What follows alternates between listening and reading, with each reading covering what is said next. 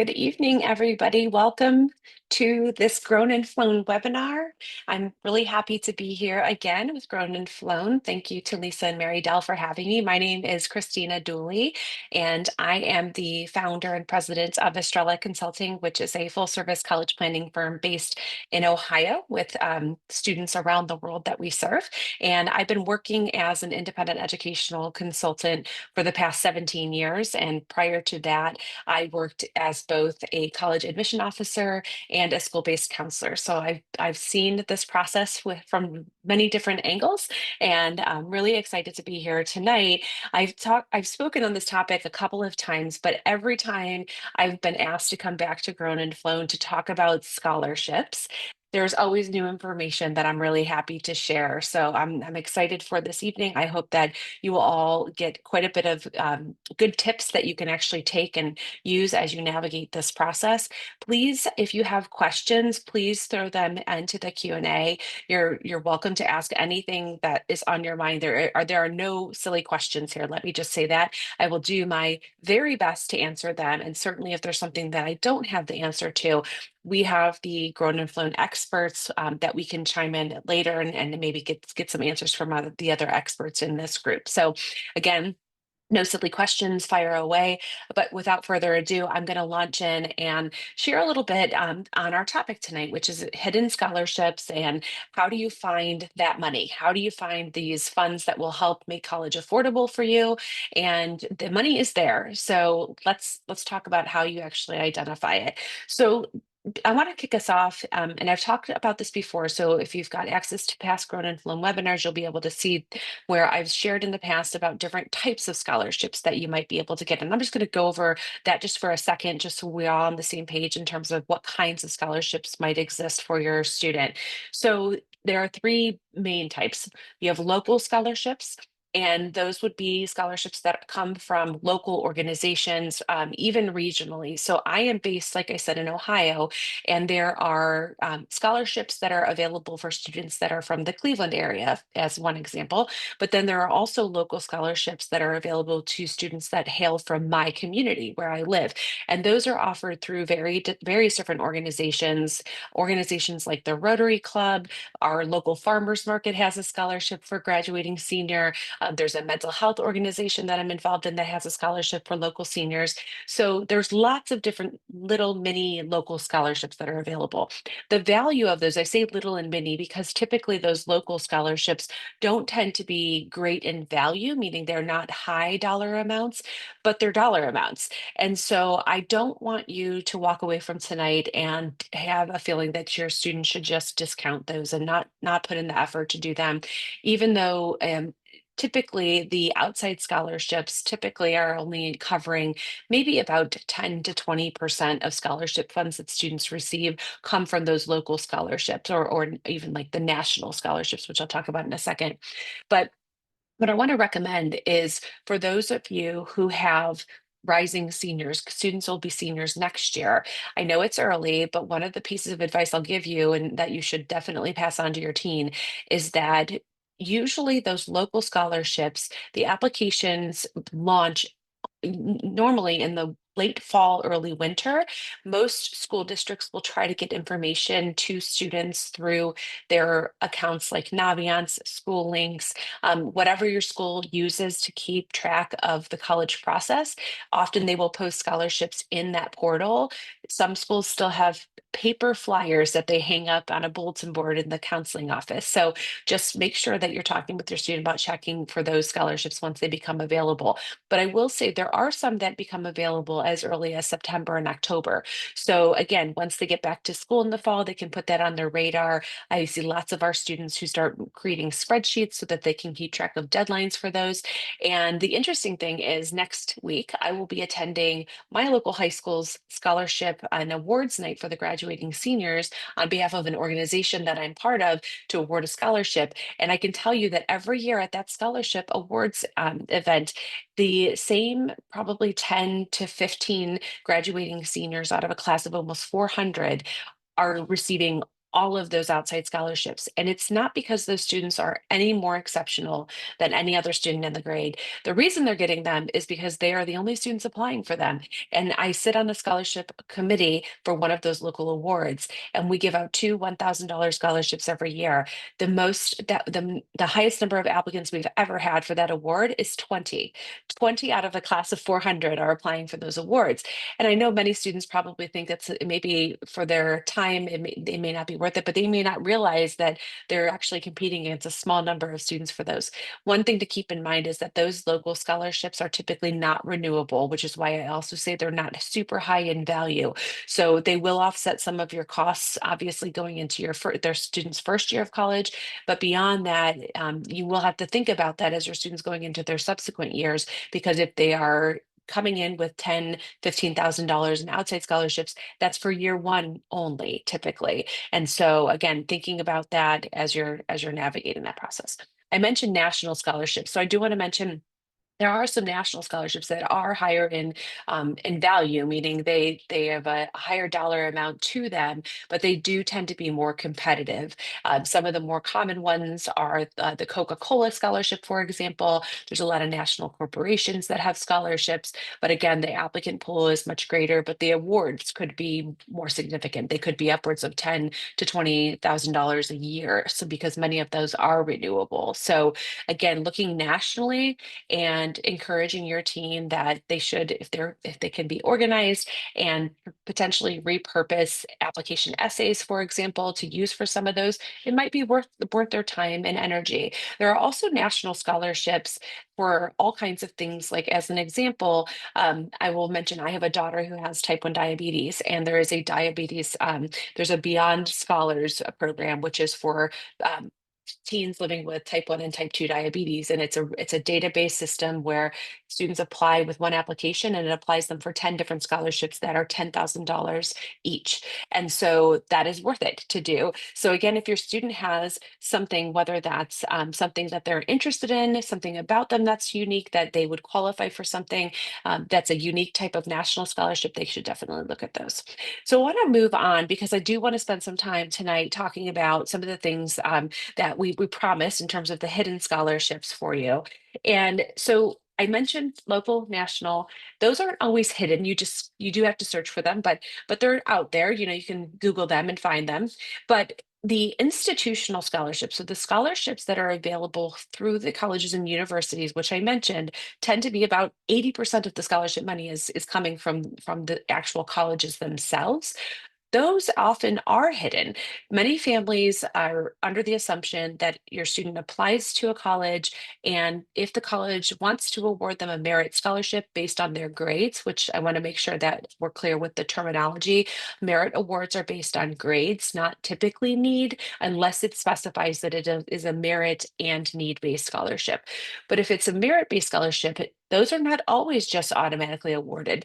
Some of them will require additional applications, and again, many of them are hidden. And I know we're going to we'll share a link to an incredible blog resource that we have at Estrella Consulting that we started a little over a year ago. We started collecting a list of those hidden scholarships at different universities. The list is quite long now and is growing. We update it quarterly. So when you see that link, bookmark it and plan to come back June 1st, because I think that will be our next update. But we do update it quarterly with new additions. We remove any that have been that have no longer are no longer active, and we provide links directly to the sites for those. So those are less hidden for you. So again, check out that ultimate list of hidden scholarships. And I will say I can't take full credit for putting it together. One of my colleagues, Jamie Kirby at Estrella, actually puts that together and maintains that for us. So I hope that's helpful for everybody who's listening and watching the recording. So the institutional scholarships, there's several different types that fall under that category. So institutional scholarships don't just mean you apply and there's a separate application for them that you either get sent or it's available in their students portal once they're admitted. That is actually not true. There's a lot of different ways and types of institutional scholarships. So I'm going to go through them. Hang tight because there's quite a few. And part of this list, I actually went through that list of hidden scholarships as well as looking at some other resources to identify what are all these different types of institutional scholarships that you should be paying attention to and on the lookout for.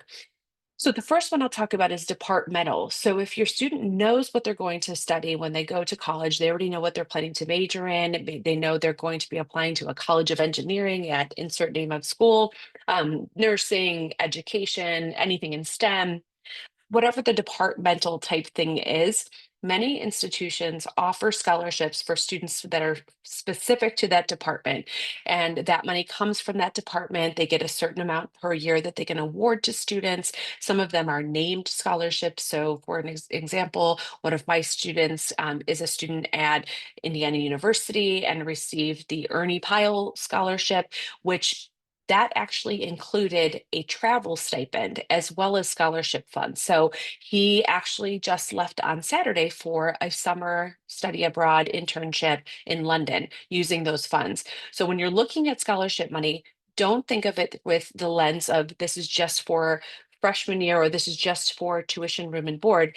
There are also scholarship funds that can be applied for things like study abroad, travel and things like that. So again, that was kind of a bonus scholarship plus a travel stipend. So that was awarded through the journalism program at Indiana. So that's just one example. I just thought that would be good to hear a specific example.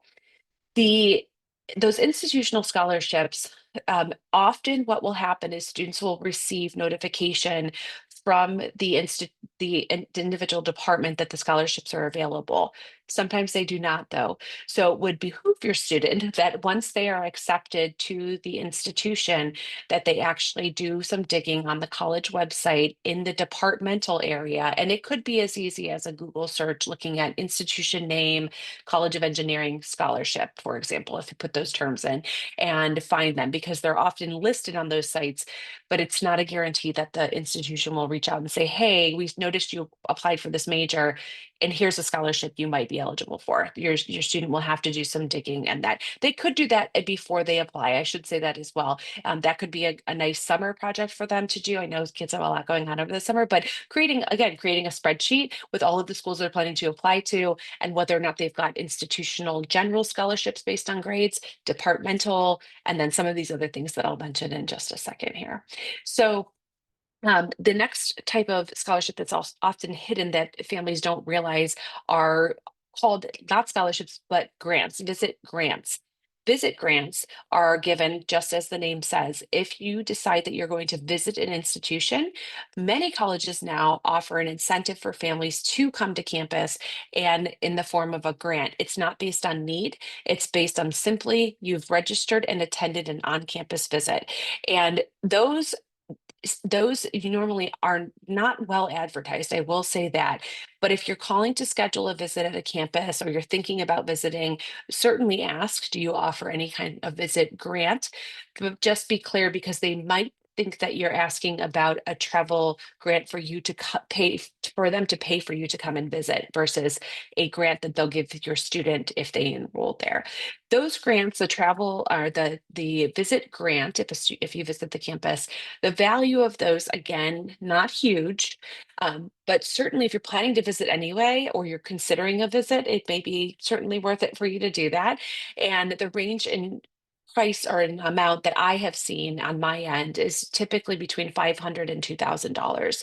So $2,000, that can be significant at some schools. So again, check and see if they've got some kind of a visit grant for students who are visiting campus.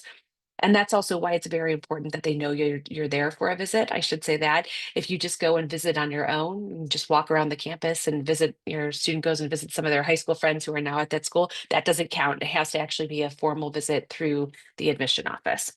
Next type of scholarship that could be hidden are performance or talent-based scholarships. So if your student is a musician, they are a visual artist, anything that would theater, anything that would require some kind of a talent that they can exhibit, the departments typically offer scholarships for those based on some kind of an evaluation. So that could be an audition, that could be a portfolio review if it's something in the visual arts.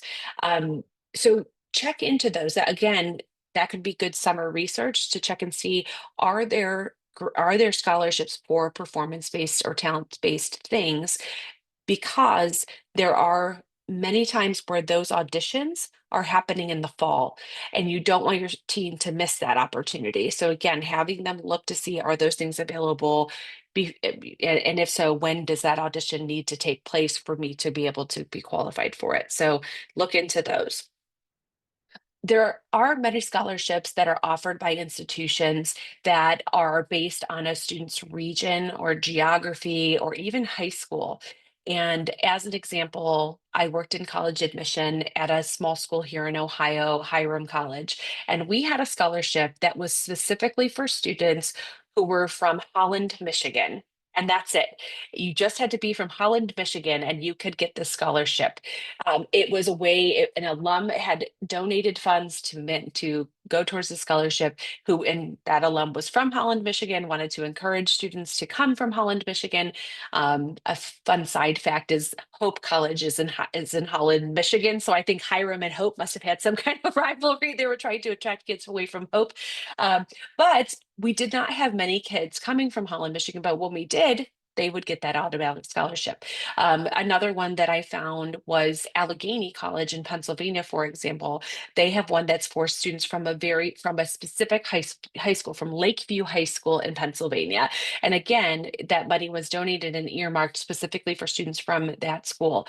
That those types of scholarships, sometimes like this one from Allegheny, that is actually a separate application. It is on our hidden scholarships list, I will say that, but it's actually a separate application that is run through the family who funds that scholarship. It's not through Allegheny. So again, very hidden. That is also, how my colleague found that one, I'm not sure actually, because it's not necessarily part of the Allegheny financial aid page. It's a separate application form outside of the school. So again, look for schools that might have something that's specific to your region, your county, your state, your high school, as I mentioned. So that's something, again, that's a hidden scholarship. Honors colleges and programs, I would not say that these are necessarily hidden, but the process to apply for them is often misunderstood or missed in general by students, because not all honors colleges do things the same. Many of them will take a student who's been accepted to the institution, they'll review them for honors college admission. And if the student is a student who would qualify for admission to the honors program, they will then email the student a link to a separate application for the honors college or program, if again, if they meet all the baseline metrics for the program. Oftentimes there is a spot on the common application where students can indicate that they want to apply to an honors college or program at the school. And sometimes that will give them, if they are admissible, they will get it. They will be admitted automatically through that process. But again, there are many where that application is a separate process that comes later. And I'm just putting an emphasis on this word email. It's going to be emailed to your student often, or posted in their portal, which is basically for those who aren't yet in the throes of the application process, or haven't gone through it with another child. When your student applies, they will get access to a portal for each of the colleges that they've applied to. So sometimes that invitation to apply for the honors college or program is in their portal. So students need to be checking their email. They need to be checking their portals with regularity, because that when that invitation comes, there is a deadline involved with that. And the reason I'm mentioning these programs is, for many of them, there is scholarship money tied to it. There is a scholarship available. If you are accepted into the honors college or the honors program, you would then qualify for an honors scholarship of some sort. And the deadlines for those are usually in about around the time of early decision and early action deadlines. November, December, they're typically not in the spring at all. So again, your student really needs to be paying attention to those emails and the portals. The next type of scholarships that are hidden, that students often don't realize exist for them, are institutional scholarships that are based on their clubs and activities that they've been involved in high school, and sometimes that they are planning to continue in college. It's not always a prerequisite, but sometimes the college wants to know, if we're giving you a speech and debate scholarship, for example, which does exist at many colleges, we the expectation is that if you get that award, you will continue that at the college level, but not all of them. Some of them, it's just they're rewarding the student for their participation in something in high school. So a couple examples, I just mentioned speech and debate. Model UN, College of Worcester has a Model UN scholarship. So if your teen's been involved in that, Case Western Reserve University near me in Cleveland, they have a FIRST robotics scholarship. So if your child has been on a FIRST robotics team, they would be able to apply for that scholarship. However, the students do not receive any kind of notification from the universities typically that those scholarships exist. This is an example of having to dig and find the hidden pieces.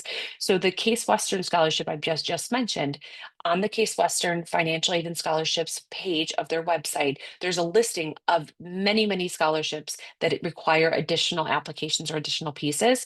This FIRST robotics is one of them. So several years ago, one of my students was on a FIRST robotics team in our community in his high school, and that was one of the scholarships that he found. There were many students that were peers of his who had no idea that that even existed, but they weren't digging, and it wasn't so obvious that that existed. And he was okay with that because that and he there were fewer kids from his school applying for it. But any kinds of activities that your teen is involved in, check and see, does the institution or the institutions that they're looking at, do they have something like that? Do they have a scholarship that would either, again, reward them for past participation or give them some funds that will encourage them to continue that at the college level? Next type of scholarship, scholarships that require some kind of a nomination.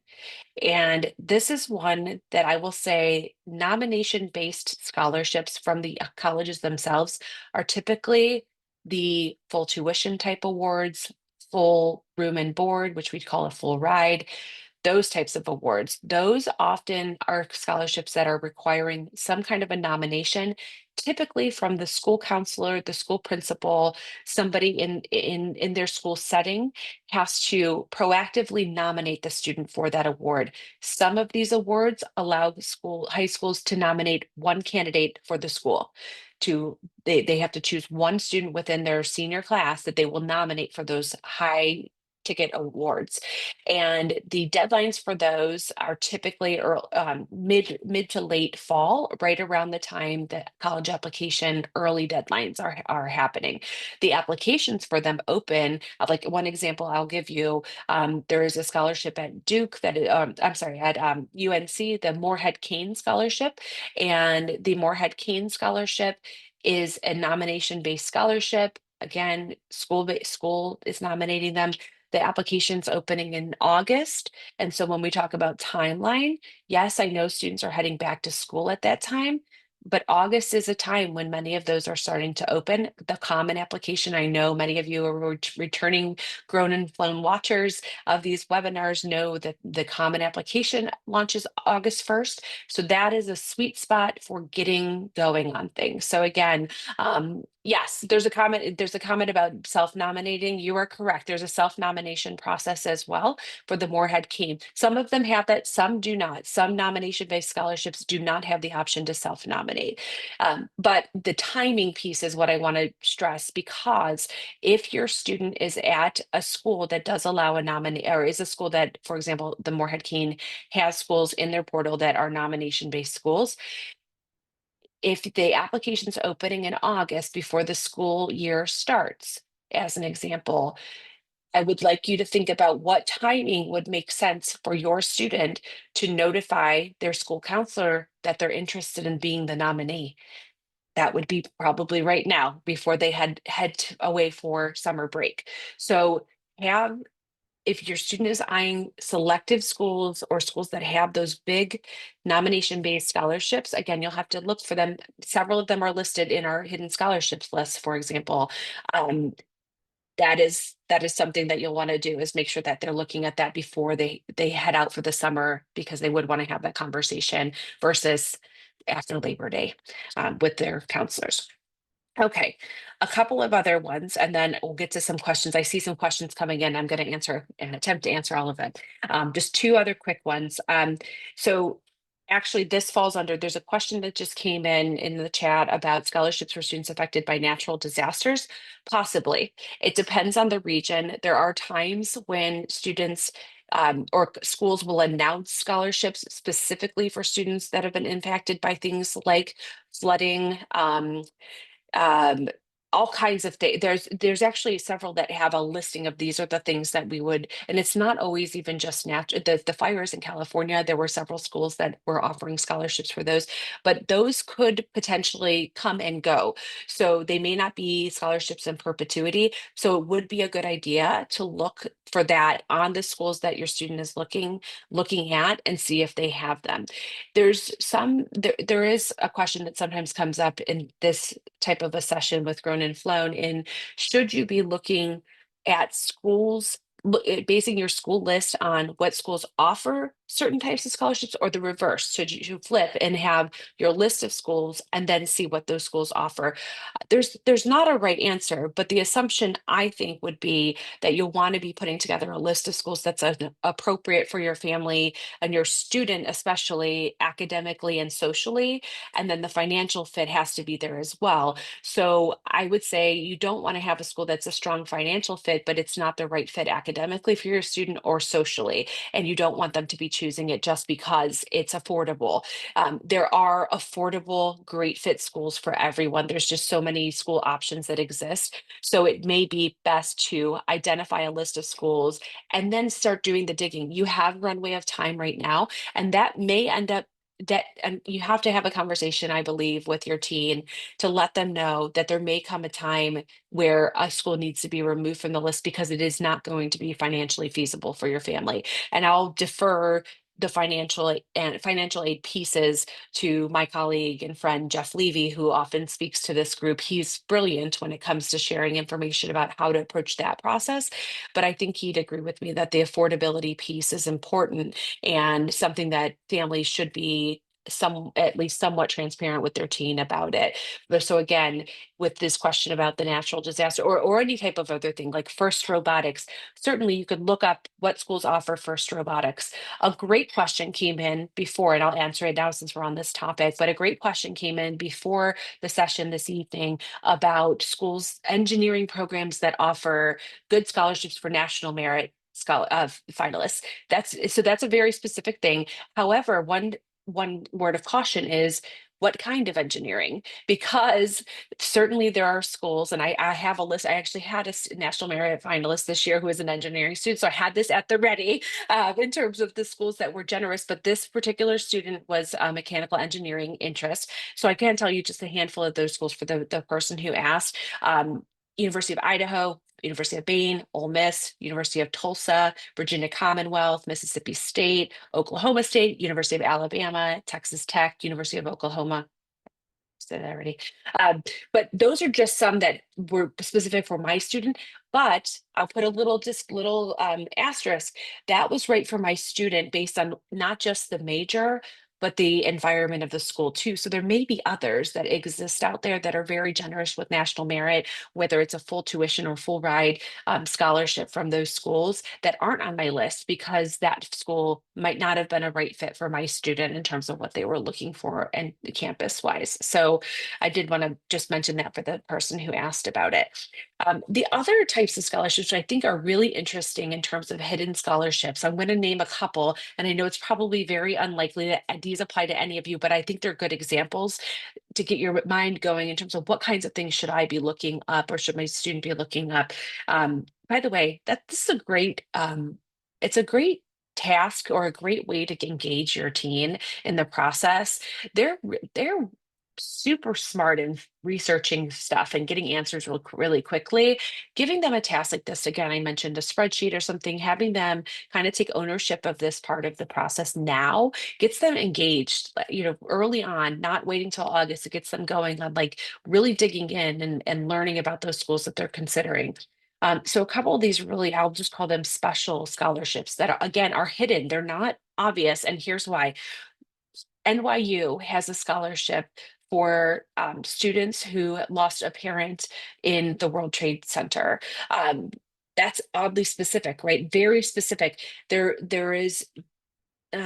could be a way, but probably not a way for the admission office at NYU to start identifying kids and making sure they're getting the information about this, because it may not be apparent. You don't put cause of death on the application or something like that when you're applying if you've lost a parent. So there might be no way for them to even know that. So, but if you're a student applying, and I would imagine that especially families in New York would probably know about this scholarship, because I imagine the school counselors are sharing it. But it is very specific. It's a very specific award. Um, RIT, Rochester Institute of Technology, they have a very specific scholarship for students who are hearing impaired. And it's funded through the National Technical Institute for the Deaf. And it's very specific. So again, there isn't necessarily a way that Rochester in the admission office would know that a student is hearing impaired unless they've put that in their essay. Um, but if a student is looking for something very specific like that, then they would stumble upon it. Also, things like the University of Dayton has a deacon scholarship. So someone whose parent is a deacon, they would qualify for a scholarship. But these are not, again, these are ones that the students you have to actually do some digging to find out that they even offer them. And then there's a separate application from there. So I know that was, I'm sure, not an exhaustive list. It feels exhausting to me, not exhaustive, but it feels like a lot of different avenues to find those hidden scholarships. And I should say, many of these that I just mentioned are significant in value, meaning they are not just $1,000. Many of them, some of them are pretty significant. I do want to mention one thing about scholarships in general. The outside and national scholarships that students might be receiving. I'm certain this will come up or has come up in Grown and Flown sessions, and I know I've mentioned it in the past, is if your teen is awarded, I'll use as an example, the Rotary Club. They get a Rotary Club scholarship from their local Rotary Club, and it is $2,000, and they've applied to a school that is offering them a $5,000 scholarship. So oftentimes what will happen is the Rotary Club will send that check for $2,000 to the institution. And then the institution, then what they will sometimes do is if there is need-based aid that they are giving the student, so let's say that's a $5,000 need-based grant, they will deduct part of that scholarship amount from what the grant money is that they're giving the student. So the student ends up with, maybe it's 50% of that value of the Rotary scholarship. I know that was kind of confusing the way I just said it, but it's called scholarship displacement. And if you do a search of it, I know Jeff Levy's talked about it. Oh, I've talked about it on here. It's just something to be aware of. You can certainly request for outside scholarship funds to be sent directly to your child so that they can use that money for things like a laptop, other things, parking pass for school, for university. They can do that, but many colleges will require you to report any outside scholarship money that you're receiving. So again, it's a balancing act in terms of the amount of time and effort going into some of those applications. And if the school will be having a scholarship displacement situation, you should ask that question when you visit campuses. Do you practice scholarship displacement here? Will, if my child gets outside scholarships, is half of it going to come out of any grant money that you're going to give us anyway? So make sure that you're asking that. Many schools will come back and say, no, we stack it. We will stack that on top of anything that we're offering you. And that's what you want to hear. That is absolutely what you want to hear. So a couple of last things, and then I'll get to whatever questions anyone has. Again, please feel free to ask.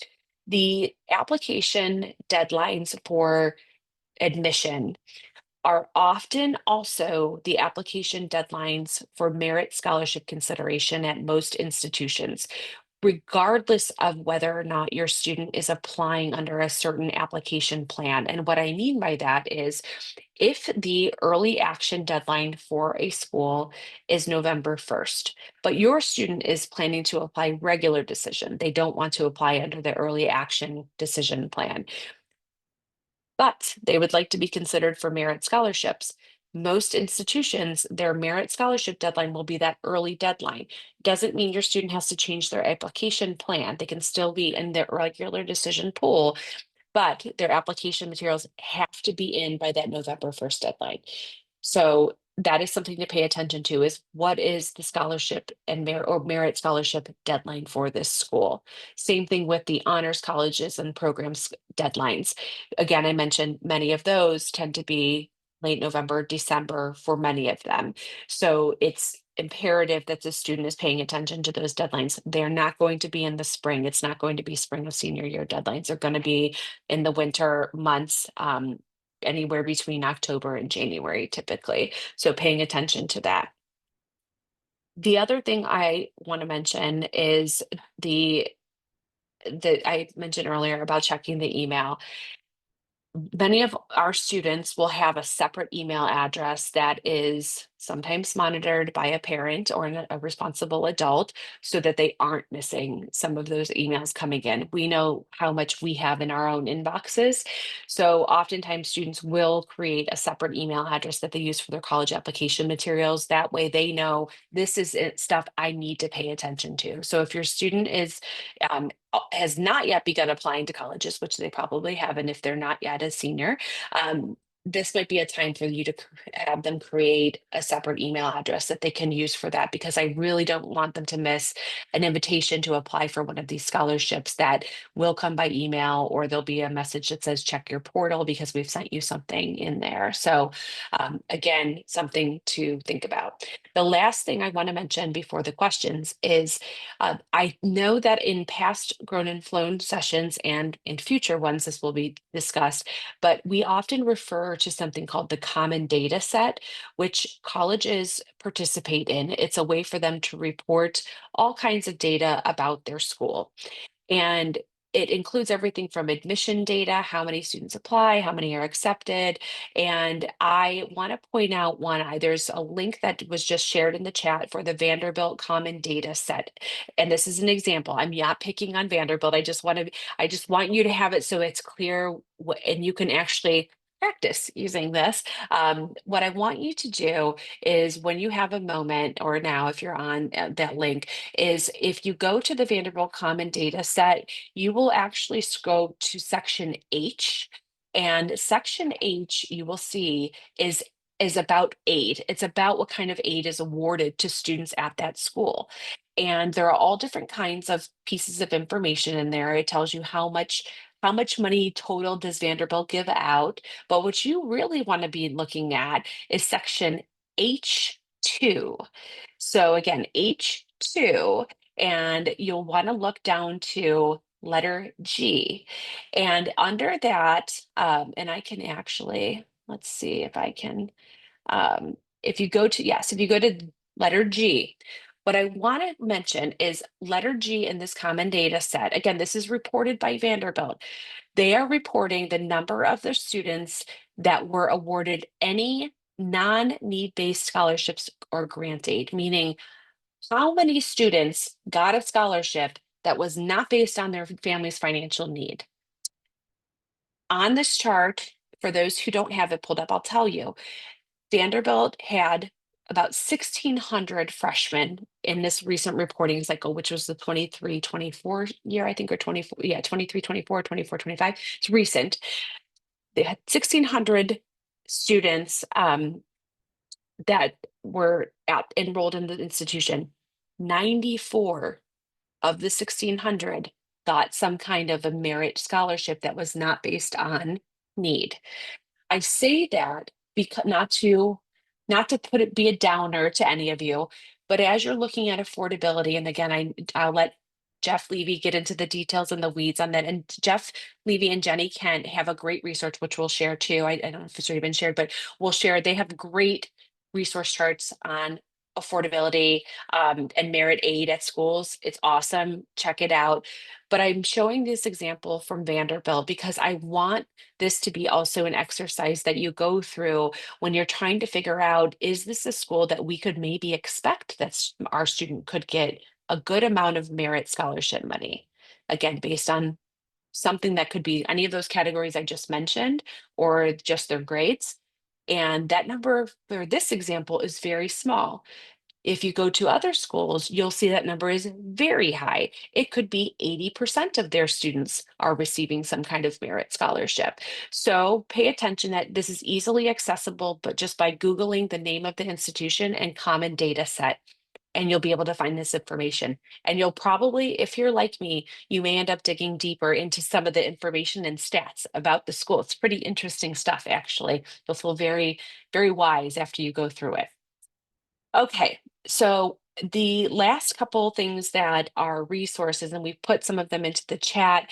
There's a couple scholarship search sites I just want to mention for those outside scholarships. Going Mary is one that we use often with our students at Estrella. Fastweb.com also.